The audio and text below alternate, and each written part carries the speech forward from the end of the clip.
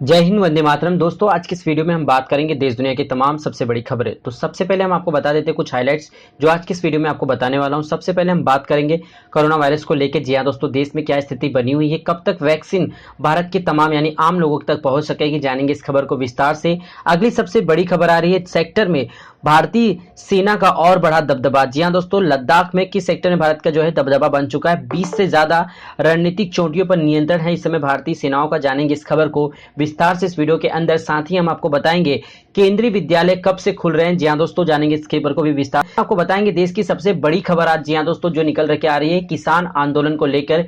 देश भर में किस प्रकार का आंदोलन किया जा रहा है। जी हां दोस्तों, सड़क को रोका जा रहा है, चक्का जाम किया जा रहा है। इस खबर को जानेंगे विस्तार से इस वीडियो के अंदर। साथ ही हम आपको बताएंगे भारत और चीन के बीच फिर से कमांडर स्तर की बातचीत शुरू हो रही है और इस बार पहली बार जो है विदेश मंत्रालय के शीर्ष अधिकारी भी होंगे शामिल। इन तमाम चीजों को जानेंगे विस्तार से इस वीडियो के अंदर। साथ ही हम आपको अंत में बताएंगे कुछ स्पेशल ट्रेनों के बारे में, कौन कौन सी स्पेशल ट्रेनें चलाई जा रही है और कौन कौन सी क्लोन ट्रेनें चलाई जा रही है। जी हां दोस्तों, जिनमें आपको कंफर्म टिकट मिलेगा 100%।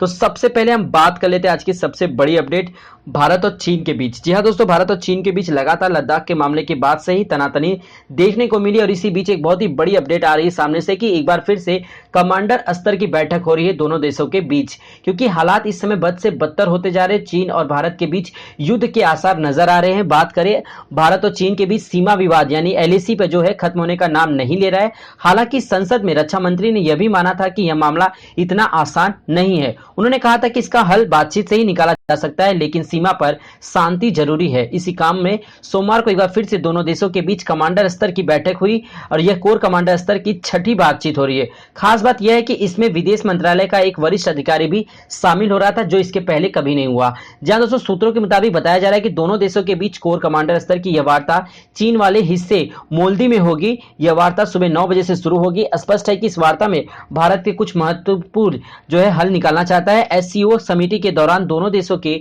विदेश मंत्रियों ने आश्वासन दिया कि जो भी डिसएंगेजमेंट वे गंभीर है। उन्हें वादा किया था कि पूर्व के समझौतों का सम्मान किया जाएगा। भारत की तरफ से प्रतिनिधि मंडल की अगुवाई लेह के 14 कोर के command lieutenant general Harinder Singh कर सकते हैं। वहीं चीन की तरफ से यह वार्ता मेजर जनरल लियू लिन शामिल होंगे। तो चलते अगली खबर की तरफ। जी हां दोस्तों, अगली सबसे बड़ी खबर आ रही है स्कूल को लेकर। जी हां दोस्तों, स्कूल आखिरकार कब तक खुलेंगे कोरोना वायरस की महामारी के दौर में। जी हां दोस्तों, सुप्रीम कोर्ट ने कहा कि कोरोना वायरस की महामारी जो है चलती रहेगी और इसके साथ ही आम लोगों को जीना होगा। जी हां दोस्तों, इसीलिए सब कुछ जो है अनलॉक जो है प्रक्रिया शुरू हो चुकी है और इसी में सबसे बड़ा योगदान है स्कूलों का। जी हां, स्कूलों का आखिर कब तक बंद किया जाएगा। लगभग 4 से 5 महीने का समय बीत चुका है। स्कूल कॉलेजेस बंद है, लेकिन अब जो है अक्टूबर में खोलने की बात शुरू हो चुकी है। जी हां दोस्तों, दिल्ली के केंद्रीय विद्यालयों को लेकर केवी संगठन ने साफ किया है कि दिल्ली सरकार के फैसले के तहत ही दिल्ली में केंद्रीय विद्यालय भी 5 अक्टूबर तक बंद रहेंगे। दिल्ली सरकार अपने अधीन आने वाले सभी स्कूलों को 5 अक्टूबर तक बंद रखने का फैसला ले चुकी है। हालांकि आज से केंद्रीय विद्यालय देश भर में क्लास 9 से 12वीं के लिए वॉलेंट्री बेसिस पर सिर्फ गाइडेंस के लिए खोले जा रहे हैं। बात करें दिल्ली के, जी हां दोस्तों, तो हालांकि बच्चों को स्कूल भेजने का फैसला जो है वो पेरेंट्स पे छोड़ा गया है। यानी कि अगर पेरेंट्स मान्यता देते हैं यानी अपने बच्चों को परमिशन देते हैं तो ही उनके बच्चे को जो स्कूल को बुलाया जाएगा। मगर पेरेंट्स की नाराजगी उस फॉर्म से है जिसमें स्कूल ने उनसे सहमति मांगी है। अगर किसी कारणवश उनके बच्चों को कोविड-19 हो जाता है तो इसके लिए वे जिम्मेदार होंगे। वे स्कूल प्रशासन पर किसी तरह का दावा नहीं करेंगे। पेरेंट्स का कहना है तब स्कूल खोलने की जरूरत नहीं जब तक कोविड की स्थिति ठीक ना हो। जो स्टूडेंट्स गाइडलाइंस के लिए भी जाना जाता है उसका जिम्मा भी स्कूल का होना चाहिए, क्योंकि जब सरकार मान रही है कि स्कूल खोले जा सकते हैं तो स्कूल जिम्मेदारी से क्यों भाग रहे हैं। पेरेंट्स ने अंडरटेकिंग फॉर्म होता है उसे भरने से जो है पूरी तरह से ना कर दिया, क्योंकि जब तक सरकार आश्वासन नहीं दे देती कि स्कूल खोलने के अगर किसी बच्चे को कोविड-19 होता है तो उसकी जिम्मेदारी सरकार की होगी, स्कूल प्रशासन की होगी, ना कि पेरेंट्स की होगी। तो चलते हैं अगली खबर की तरफ। जी हां दोस्तों, अगली सबसे बड़ी खबर निकल के आ रही है इस समय देश में किसान आंदोलन को लेकर। जी हां दोस्तों,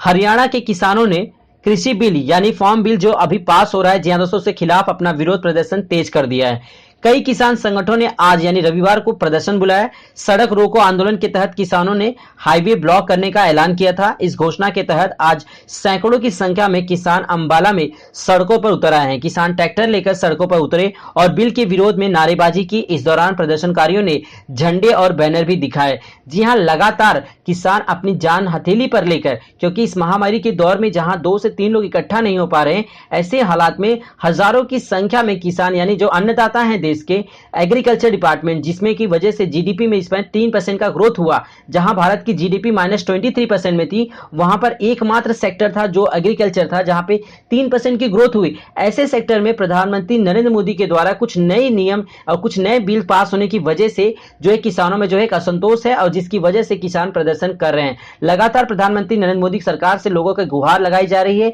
और इसी बीच एक केंद्रीय मंत्री ने जो है इस्तीफा भी दे दिया कि प्रधानमंत्री नरेंद्र मोदी अभी बहुत जल्दबाजी कर रहे हैं इस बिल को लेकर, क्योंकि अभी इस बिल को पास करने की कोई जरूरत नहीं है। इस बिल के खिलाफ सब देश के सभी किसान देश के अलग अलग हिस्सों में जो है आंदोलन कर रहे हैं, चक्का जाम हो रहा है, रोडों को जोड़ा जा रहा है, जी हाँ दोस्तों, ताकि लोग जो है इकट्ठा हो सके और सब लोग अपनी बात जो है मनवाने के लिए सरकार पर दबाव बना रहे हैं। फिलहाल मोदी सरकार अभी तक जो है किसानों की कोई बात सुनवाई नहीं कर रही है, और बिल जो है विधान जो है राज्यसभा में पेश भी हो चुका है, और अभी फिलहाल जो है आगे की प्रोसेस चल रही है। तो बहुत ही जल्द यहाँ दोस्तों इसके ऊपर जो है कुछ ना कुछ फैसला आ सकता है। तो चलते हैं अगली खबर की तरफ।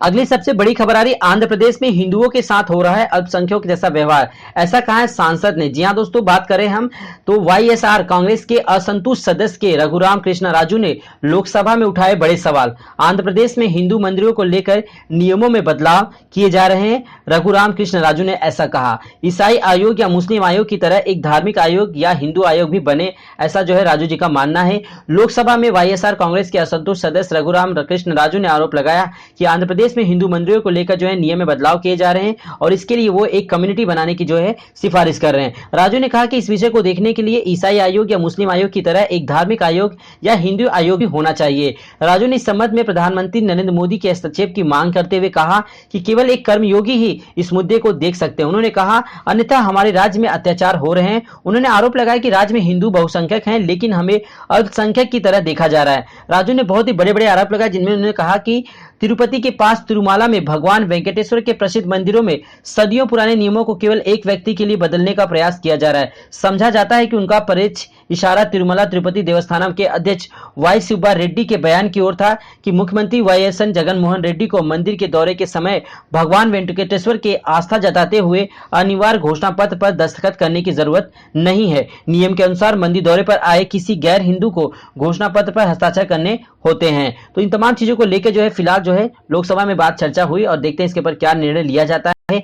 तो चलते हैं अगली सबसे बड़ी खबर की तरफ। जी हां दोस्तों, देश में एक तरफ कोरोना महामारी जो है पूरी तरह से फैली हुई है। इसी बीच जो है बीसीसीआई ने अपना आईपीएल का प्रोग्राम यानी कि इंडियन प्रीमियर लीग की शुरुआत जो है दुबई में की है, और दुबई में खेले गए आज आईपीएल का दूसरा मैच खेला गया पंजाब और दिल्ली की खिलाफ। जी हां दोस्तों, पंजाब और दिल्ली जो है आपस में खेलते हुए आज का जो मैच बहुत ही रोमांचक भरा रहा, क्योंकि जो है दिल्ली जो है खेलते हुए पहले जो है बैटिंग की, उसके बाद पंजाब ने बैटिंग की, लेकिन दोनों का स्कोर बराबर हो गया एक समय पे। जी हां दोस्तों, जहां पर मैच टाई हो गया, उसके बाद खेला गया जी हां दोस्तों इस साल का आईपीएल का पहला सुपर ओवर, और दूसरे ही मैच में मैच बहुत ही रोमांचक रहा था। लेकिन पहले जी हां दोस्तों सुपर ओवर में रबाडा की जो है गेंदों के सामने जो है पंजाब के बैट्समैन टिक नहीं पाए, और मात्र 2 रन के ही सुपर ओवर में जी हां दोस्तों दिल्ली ने इस मैच को आसानी के साथ जीत लिया। तो चलते हैं अगली खबर की तरफ।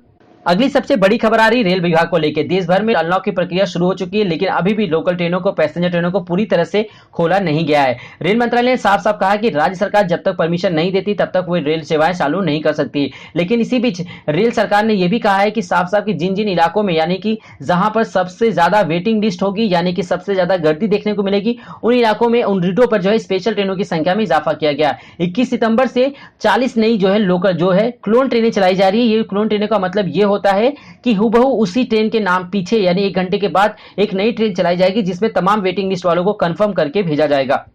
तो अगर आपको भी जानना है उन तमाम 40 ट्रेनों के नाम के बारे में, तो आप हमें कमेंट बॉक्स में कमेंट कर दीजिएगा। जी हां दोस्तों, हम आपको सेंड कर देंगे 40 ट्रेनों की स्पेशल ट्रेनों के नाम के साथ ही दोस्तों देश भर में चलाई जा रही 200 स्पेशल ट्रेनें 1 अक्टूबर 2020 से। तो इन ट्रेनों के बारे में अगर आपको विस्तृत जानकारी जानना हो, किस रूट पे कौन सी ट्रेन चलाई जा रही है, कब से इसकी बुकिंग होगी, तो इसके लिए जी हां दोस्तों आप हमें कमेंट बॉक्स में कमेंट कर दीजिएगा। हम आपको सेंड कर देंगे पूरी लिस्ट ट्रेनों की, कौन सी ट्रेन कब और कितने बजे चलाई जाएगी। तो दोस्तों उम्मीद कर सकता हूं मैं आज का ये वीडियो आपको पसंद आया हो। अगर वीडियो अच्छा लगा हो तो वीडियो को एक लाइक कर दीजिएगा। चैनल पर अगर आप पहली बार वीडियो देख रहे हैं तो स्मार्ट नौकरी चैनल को सब्सक्राइब करना ना भूले। धन्यवाद।